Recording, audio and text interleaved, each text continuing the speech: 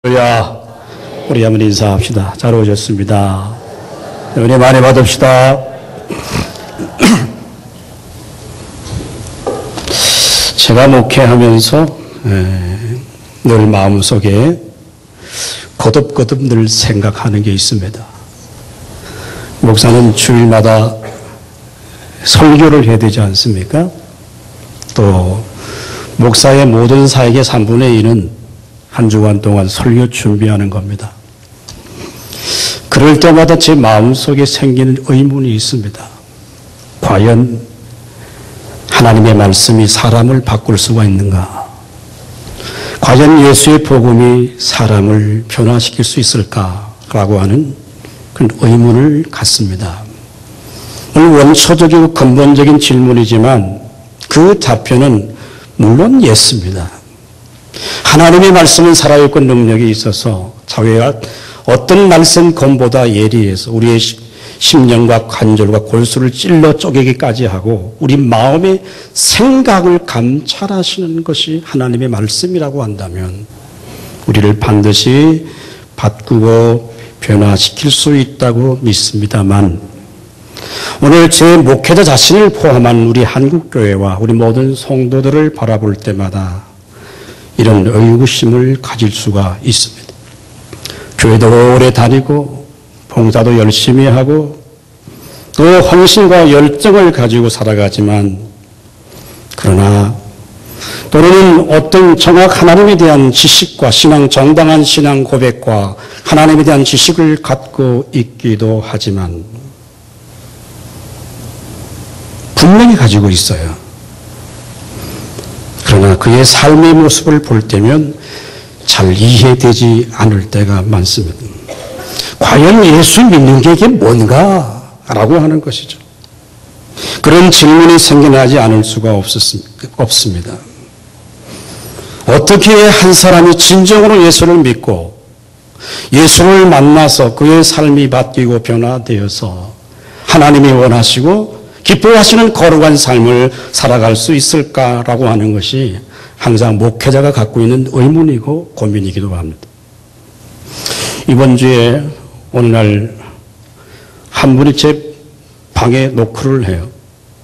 그러고는 불쑥 들어온 한 분이 계셨습니다.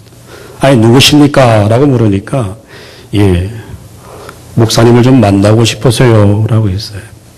그때만 하시는 말씀이 내가 지금 주암산 가는 중인데 가창교회를 지나다가 목사님이 계시면 목사님과 좀 제가 대화하려고 왔습니다 라고 했습니다. 이분의 자초지정을 들어보니까 이 사람은 목사님이셔요. 그래서 이분의 이야기를 한 30분 들었는데 요약하면 이렇습니다. 20대에 결혼을 했습니다.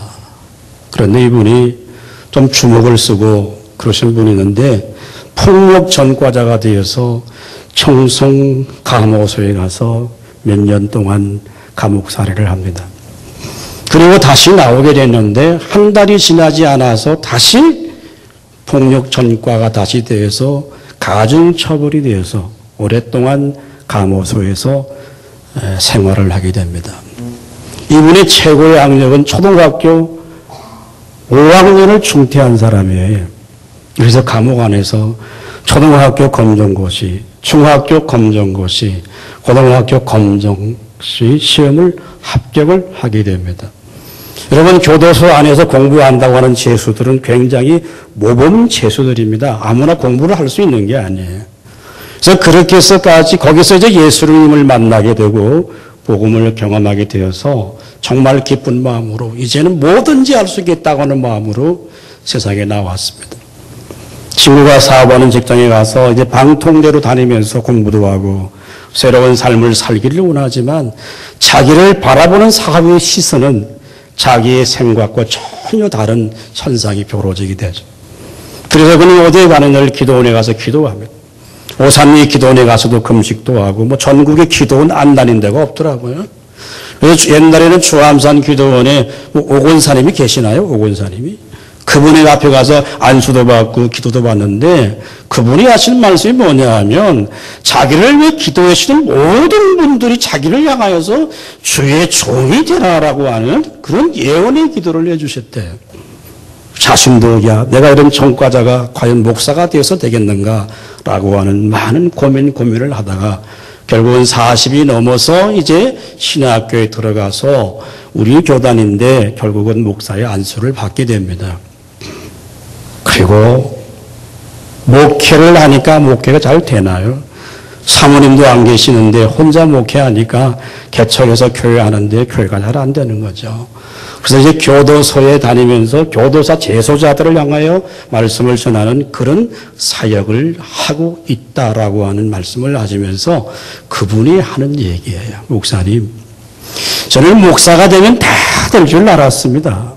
그런데 목사가 되고 나니까 더 많은 고통과 아픔이 있고 아직도 옛 습관을 버리지 못해서 늘 제가 주 앞에 기도하면서 하루 종일 내가 울어본 경험도 있습니다. 자기의 제 문제를 붙들겨 안고 기도하겠지만은 그럼에도 불구하고 자신의 내면에 솟아오르는 그 욕망을 절제하지 못해서 늘 하나님 앞에 고통의 순간을 갖기도 했습니다. 그분의 결론에 목사 되고 나니까 또 인생이 힘들다라고 하는 거였어요. 그분은 뭔가 제게 뭔가를 요구하려고 왔는데 그분이 혼자 이야기를 다 하시더니만 그냥 불쑥 일어나셔서 가신다고 하는 거죠. 나가서는 뒷모습을 바라보면서 또한 사람의 신앙의 고민이 있구나라고 하는 생각을 해보았습니다. 여러분, 성경은 인간의 죄와 고통의 문제를 어디서 출발하느냐? 하나님을 떠나는 데부터 인간의 고통과 고난과 시련이 우리에게 온다라고 말합니다. 그래서 우리가 그 죄의 죄사함을 통해서 구원을 이룰 수 있다고 우리가 믿지 않습니까? 죄사함 받고 구원 받는 것조차도 여러분 이게 우리가 하나님의 은혜로 되는 것인데 그러나 죄사함 받고 구원 받는 것이 우리의 신앙의 궁극적인 목적은 될 수가 없습니다. 그것은 우리에게 중요한 신앙의 요소이지만 우리의 신앙의 목적은 될 수가 없습니다. 여러분, 신앙이 자기 자신을 위해 존재하는 것으로 생각하기 시작할 때 우리 자신도 모르게 하나님이라고 하는 이름을 붙인 새로운 우상을 섬길 가능성이 충분히 우리 가문 속에 있기 때문입니다. 여러분, 하나님은 우리의 모든 것을 아십니다. 우리를 사랑하시되 끝까지 우리를 사랑하십니다. 우리를 포기하지 않고 우리를 사랑하십니다. 그러나 이것이 그럼에도 불구하고 이것이 신앙의 궁극적인 목적은 아닙니다. 내가 얼마나 하나님의 사랑을 많이 받느냐라고 하는 것이 신앙의 궁극적인 목적은 아니에요. 제가 주일 오후에 소율이 문답 강의를 하고 있지만 소율이 문답 첫 번째 질문이 뭡니까? 사람의 제일 된 목적이 무엇인가? 사람의 제일 된 목적은 하나님을 영화롭게 하고 하나님으로 말미암아 영원토록 기뻐하고 즐거워하는 것이다 라고 했습니다. 하나님이 내게 어떤 사랑을 베풀어 주셨느냐라고 하는 것보다 더 중요한 것은 그 하나님을 인하여서 우리가 더 기뻐하고 그 하나님이 바로 우리의 믿음의 대상이 된다라고 한다면 우리는 내 중심이 아니라 하나님 중심의 신본주의적인 삶을 살아갈 수 있는 줄로 믿습니다. 그래서 우리는 여러분 하나님을 위해서 하나님을 위한 존재로 우리가 남게 되는 것, 어떻게 하면 이 세상 속에서 내가 세상의 편이 아니라 하나님 편에 설 수 있을까를 진지하게 고민하며 살아가는 것이 그게 신앙의 삶인 것이죠. 오늘 본문은 이렇습니다.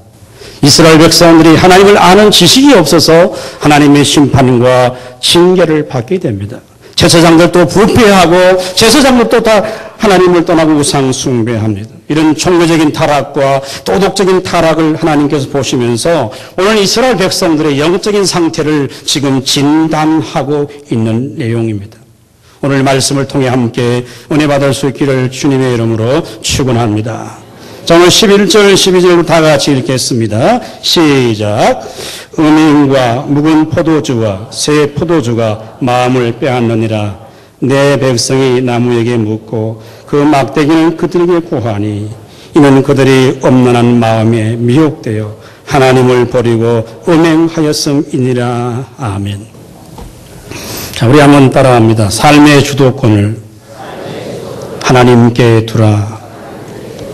지금 하나님께서는 이스라엘 백성들의 영적인 상태가 어떤 것인가를 진단하고 있습니다. 제가 지난주에 말씀드렸지만 이가 마치 하나님이 법정의 검사가 되어서 피고의 죄가 무엇인가를 낱낱이 들추어내는 것처럼, 여러분 옛날에는 어떤 언론사에서 카메라 고발이라고 하는 그런 프로그램이 있었어요. 그래서 기자들과 카메라가 함께 그 범죄 현장을 달려가서 비춰주는 거죠. 남의 남자가 춤추고 있는 그 현장 댄스홀에 가서 붙여주면 사람들은 다 무서워서 그냥 부끄러워 다 도망가잖아요. 도망가는 현장도 비춰주죠. 어쩌면 오늘 하나님께서 마치 영적 카메라를 가지고 우리의 영적인 상태를 지금 진단해 주고 있는 것 같습니다. 성경은 뭐라고 말합니까? 은행과 묵은 포도주와 새 포도주가 마음을 빼앗느니라 라고 했습니다. 여러분, 포도주, 제가 지난주 말씀드렸어요. 가난에 있는 백성들에게서 이 포도주라고 하는 것은 마치 이 포도주가 많은 것이 기쁨의 근거가 되는 것입니다.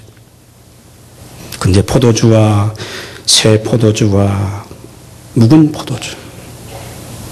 자, 여러분, 포도주를 먹으면 이게 술이잖아요. 술을 먹는 사람들에게 나타나는 결과가 뭐냐 하면 이성적인 판단을 하지 못한다라고 하는 겁니다. 오늘 선지자는 말하기를 이런 음행과 묵은 포도주와 새 포도주가 마치 너의 마음을 빼앗았느니라 라고 합니다. 그래서 결국은 마치 판단력을 흐리게 합니다.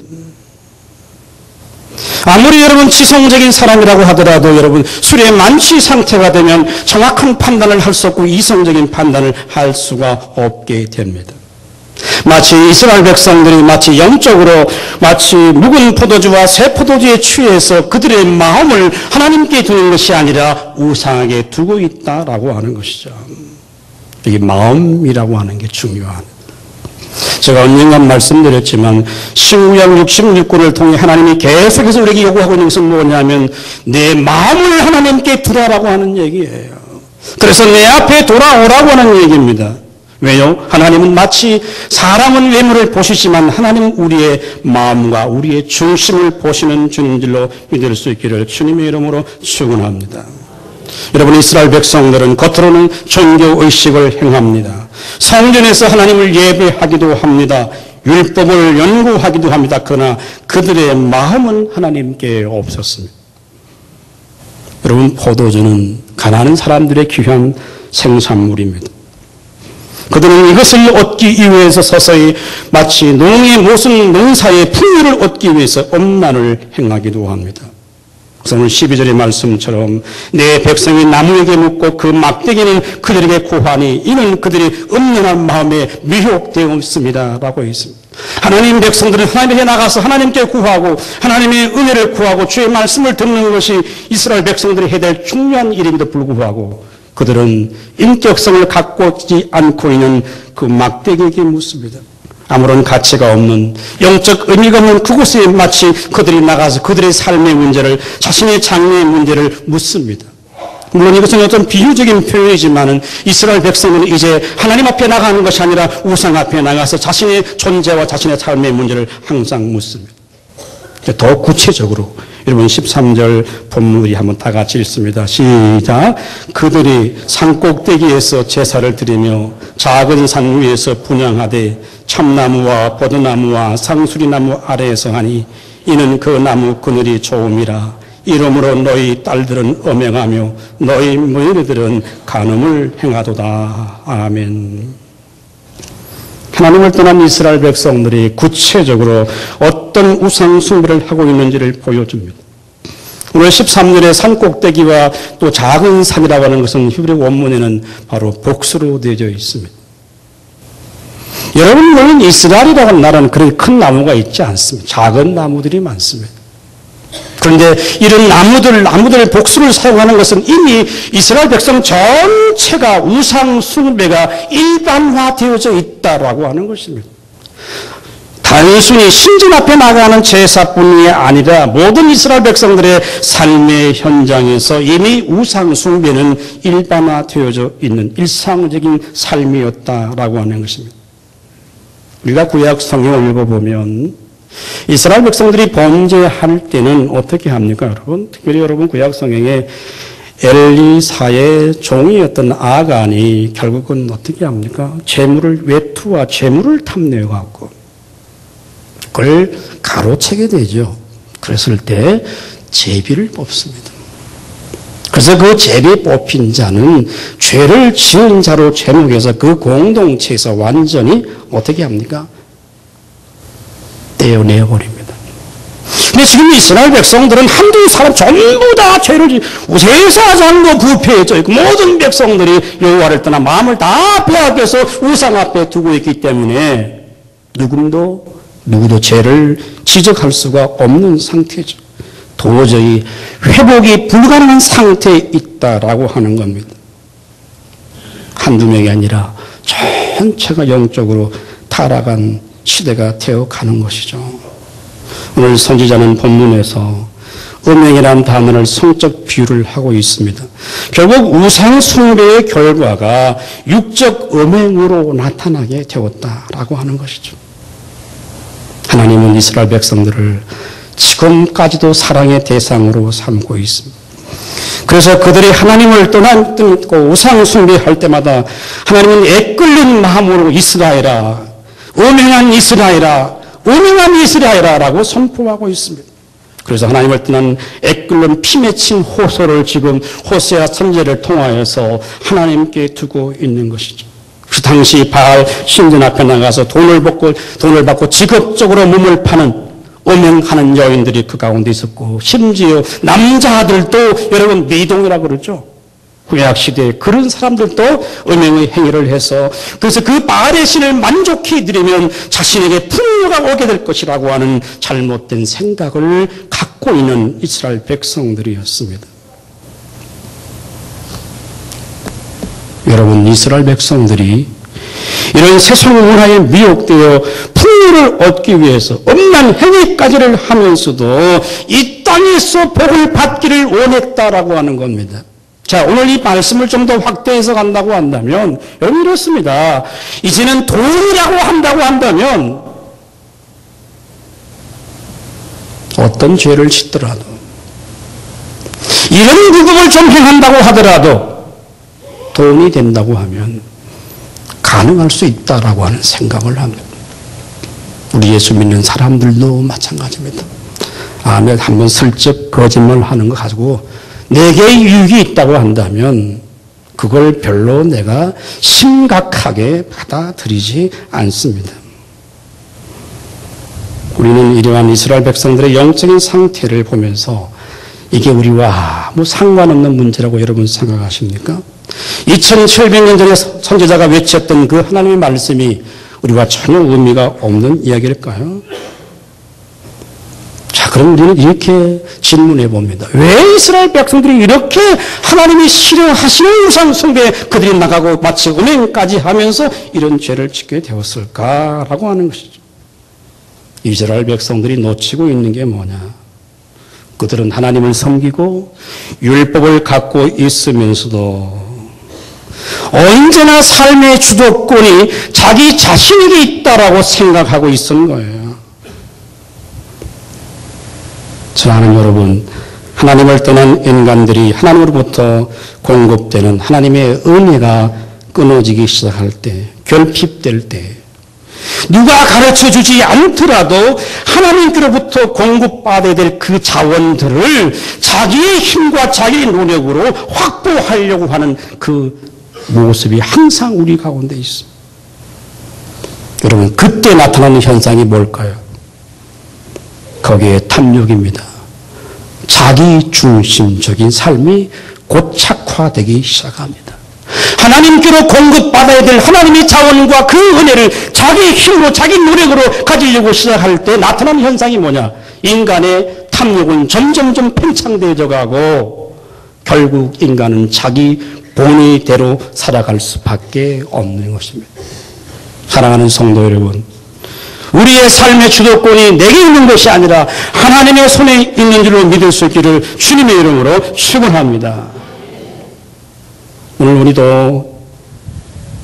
우리가 비록 아니, 팔공산 가빠에 가서 부처 앞에 절할 사람이 누가 있어요? 아무도 없습니다, 여러분. 여러분의 집에 불상을 갖다 놓고 우상 숭배할 사람이 누가 있습니까? 아무도 우리 가운데는 없습니다. 그러나 우리의 내면 속에 하나님으로부터 오는 은혜의 공급이 되지 않을 때 우리는 끊임없이 우리의 이기심과 우리의 탐욕의 현장으로 끌려갈 수밖에 없는 것이 죄성을 갖고 있는 우리 인간의 실존이에요. 자, 사도 바울은 우리에게 뭐라고 말합니까? 골로새서 3장 5절 다 같이 읽습니다. 시작. 그러므로 땅에 있는 지체를 죽이라. 곧 음란과 부전과 사욕과 악한 정욕과 탐심이니 탐심은 우상 숭배니라. 아멘. 그럼 왜 사람이 우상을 쫓아갈까? 저는 우상 숭배의 문제는 저는 영적인 주도권 문제라고 생각합니다. 우리가 예수 믿고 구원을 받아서 우리가 새 사람이 되었다고는 이 표현은 내 안에 있는 악한 영과 거짓된 영들을 몰아내고 그리스도의 영이 성령님이 우리 안에 주인 되어 주시는 거예요. 믿습니까, 여러분? 그러면 그 사람은 하나님이 그의 인생을 주도해 나가시는 거예요. 이 말을 오해하면 나는 아무것도 안 하고 늘 하나님이 끌어간다는 뜻이 아닙니다.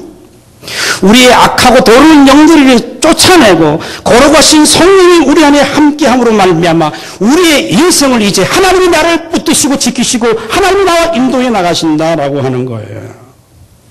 그런데 문제는 뭡니까, 여러분? 하나님의 말씀은 항상 우리에게 우리가 잘못되었다고 말합니다. 오늘 설교를 좀 들으시는 분은 불편하신 분들도 계실 거예요.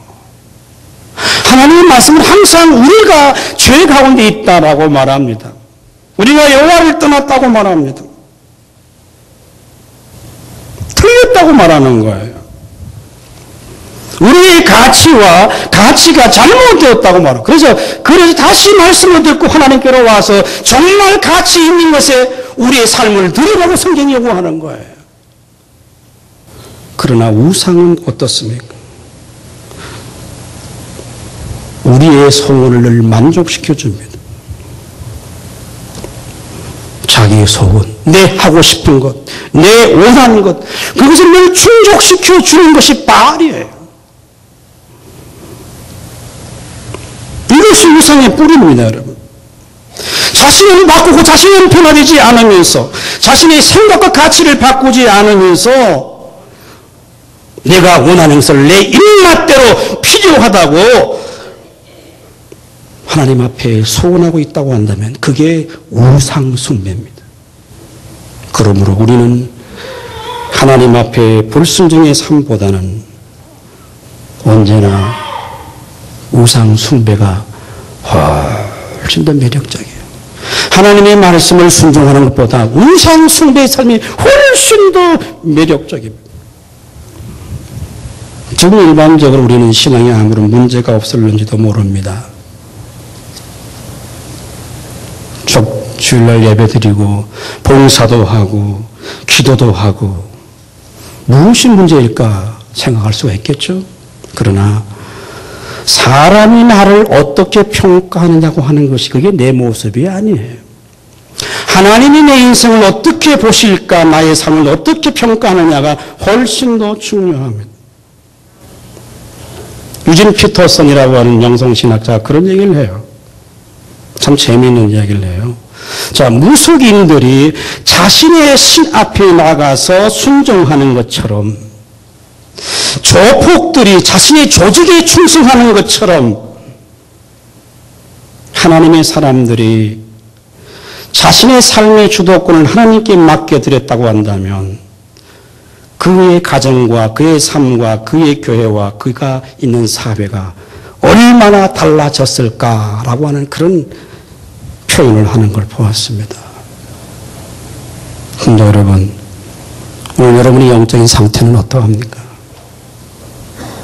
삶의 주도권을 하나님께 맡겨도 하나님이 내 인생을 붙들고 계십니까? 아니면 내가 아직도 내 인생의 주인이 나라고 생각하십니까? 우상 숭배는 다른 게 아닙니다, 여러분. 내가 내 인생의 주인에 대해서 모든 결정은 하나님과 상관없이 결정해 나가는 그 삶이 바로 우상 숭배의 삶인 줄로 믿을 수 있기를 바랍니다. 마지막 두 번째, 오늘 본문 15절 우리 다 같이 읽습니다. 시작. 이스라엘아, 너는 음행하여도 유다는 죄를 범하지 못하게 할 것이라. 너희는 길갈로 가지 말며 벳아연으로 올라가지 말며 여호와의 사심을 두고 맹세하지 말지어다. 아멘. 우리 따라합니다. 하나님의 백성들은 하나님의 말씀대로 살라.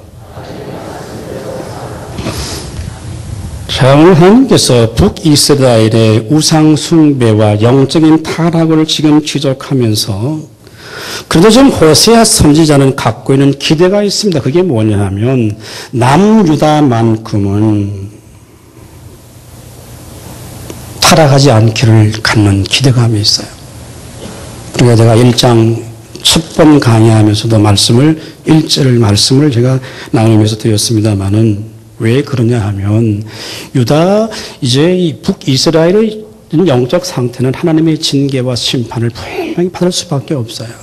그런데 그래도 이스라엘 백성들의 삶의 정황은 바로 예루살렘의 성전이 있습니다.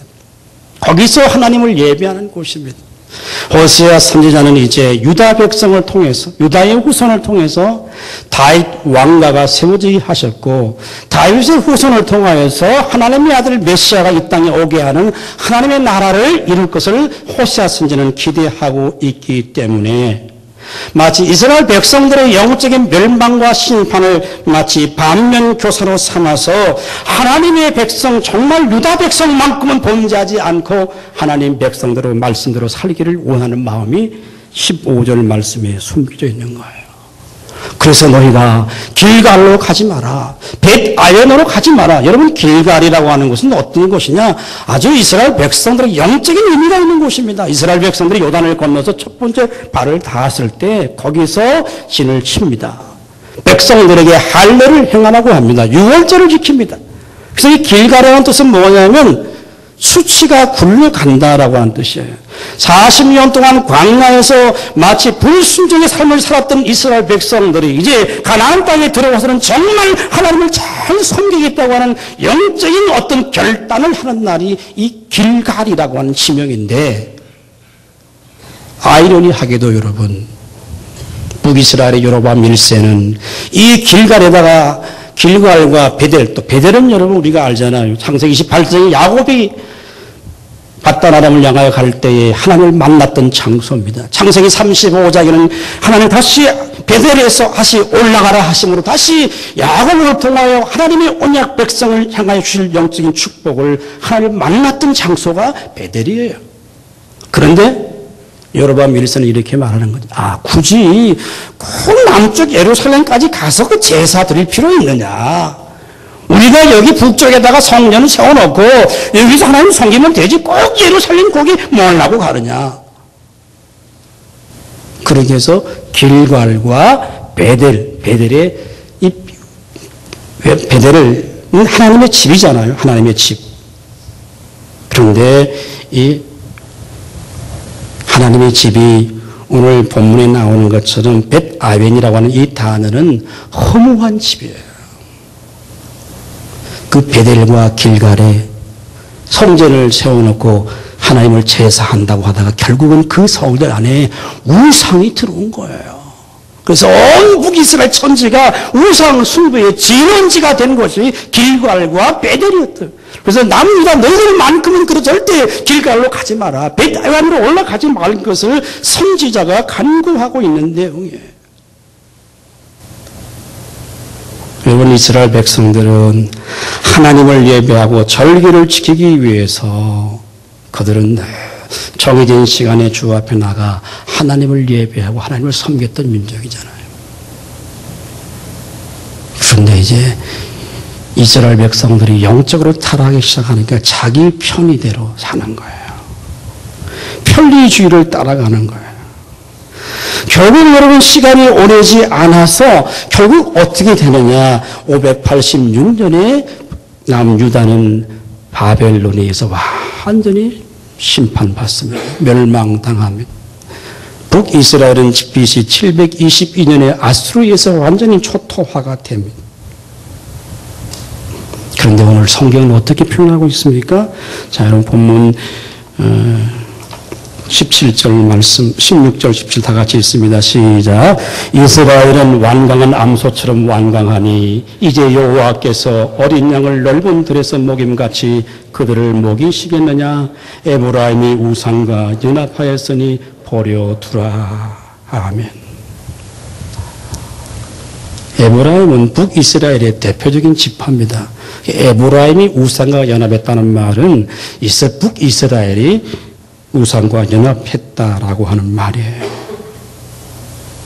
자, 우리는 이 사건을 역사적으로 너무나 잘 알고 있습니다.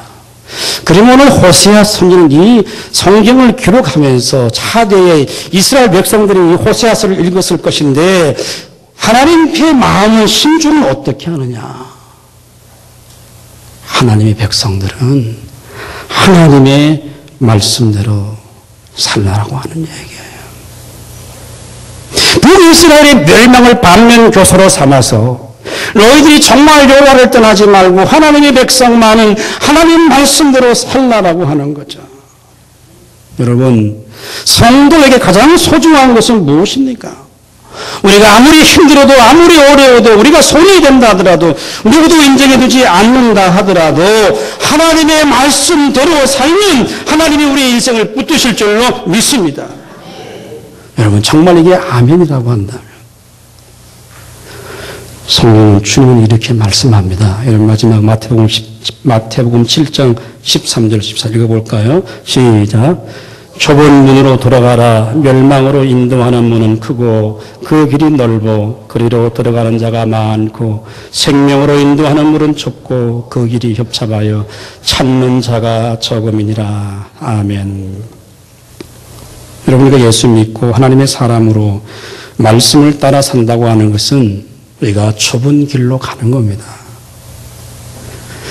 넓은 길은 뭡니까?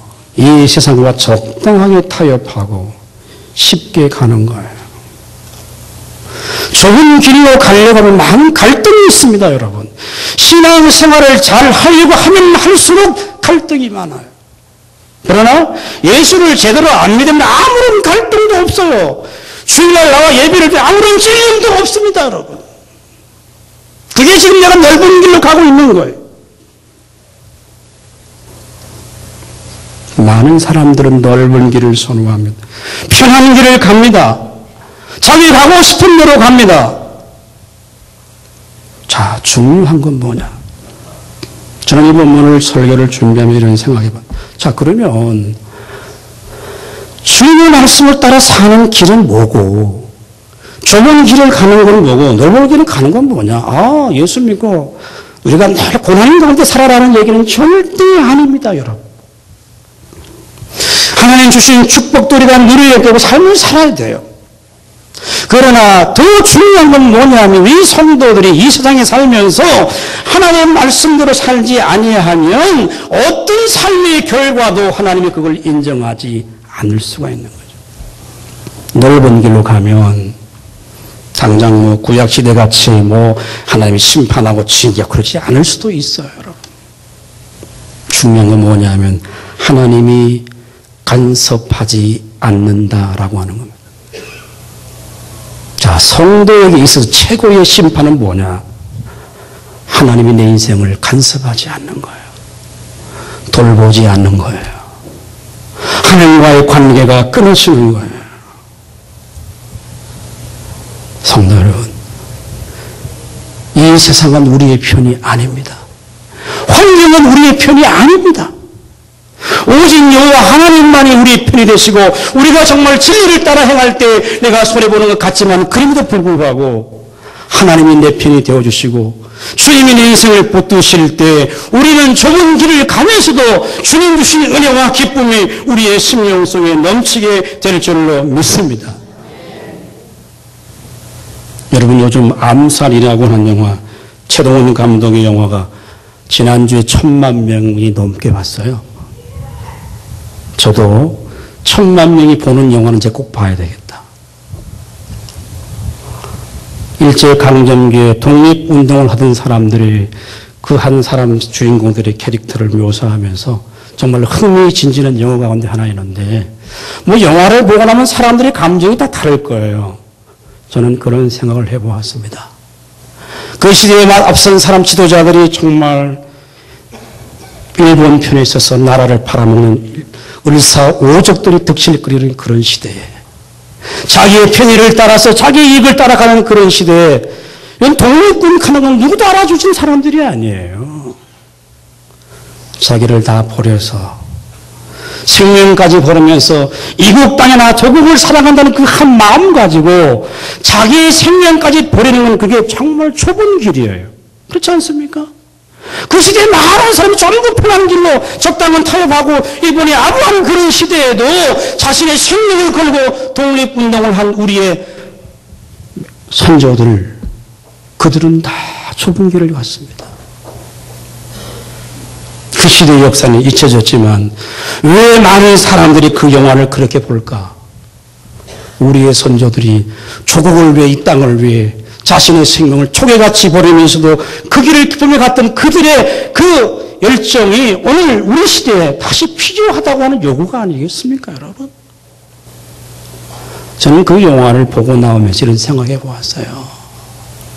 그게 신념이든 이데올로기든 조국을 향한 그의 사랑 때문에 자기의 생명까지도 쉽게 버리고 재산을 버리고 가족을 버릴 수가 있다고 한다면 우리의 정말 영원한 생명이신 예수 그리스도의 복음을 갖고 있는 하나님의 거룩한 백성들이 이 땅에 살면서 적당하게 타협하고 영적인 마치 우상 숭배의 삶을 산다고 한다면 우리가 장차 주 앞에 섰을 때 우리가 뭘 이야기할 수 있겠을까?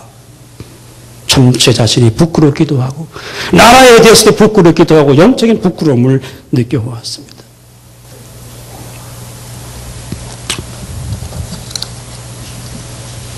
여러분, 타락한 이후 우리 모든 영혼들은, 우리 모든 인간들은 우리 속에 다 하나님을 몰아내 버렸어요. 그게 죄의 결과입니다. 그래서 늘 자기 중심적인 삶을 삽니다. 그러나 예수 그리스도의 복음을 통해서 십자가를 깨닫고 복음의 진리를 깨달은 하나님의 거룩한 백성들은 이제 하나님이 우리 안에 계십니다. 하나님이 함께 하실 때 자신이 진정한 자신이 되는 거예요. 그러나 우리가 예수를 믿고 산다고 하면서도 정말 그 복음의 능력을 경험하지 못하면 거짓된 자기 자신과 항상 자기 자신에 속는 거예요. 다른 사람이 나를 속이는 게 아니고 내가 내 자신께 지금 속고 사는 거예요. 자기는 잘 산다고 하지만 그게 결국 속고 사는 길입니다. 사랑하는 여러분, 하나님의 백성들은 힘들고 어려울수록 하나님의 말씀을 붙들고 끝까지 믿음으로 살아갈 수 있기를 주님의 이름으로 축원합니다. 단 한물 살다가 주 앞에 서더라도 끝까지 믿음으로 살 수 있기를 주님의 이름으로 축원합니다. 오늘 선지자는 이스라엘 백성들의 영적인 상태를 지금 진단하고 있습니다. 마치 외과 의사가 칼을 들고 메스를 들고 환자를 앞에 낮춰놓고 마치 환자의 상태를 지금 아주 예의주시 관찰하는 것처럼 하나님이 마치 우리 한 사람 한 사람의 영적인 상태를 진단하고 마치 수술칼을 들고 있는 그런 심정으로 하나님이 오늘 또 우리에게 말씀해 주시고 있는 거예요. 내 삶의 주도권이 누구에게 있느냐? 하나님께 있느냐? 아직도 네가 네 인생의 주인이냐? 하나님 말씀보다는 세상의 편의를 쫓아가고 거대한 세상의 물결 앞에서 내가 믿음을 지키고 있느냐고 하나님이 우리에게 물으시는 거예요. 이 거룩하신 물음 앞에 아멘으로 응답할 수 있기를 주님의 이름으로 축원합니다.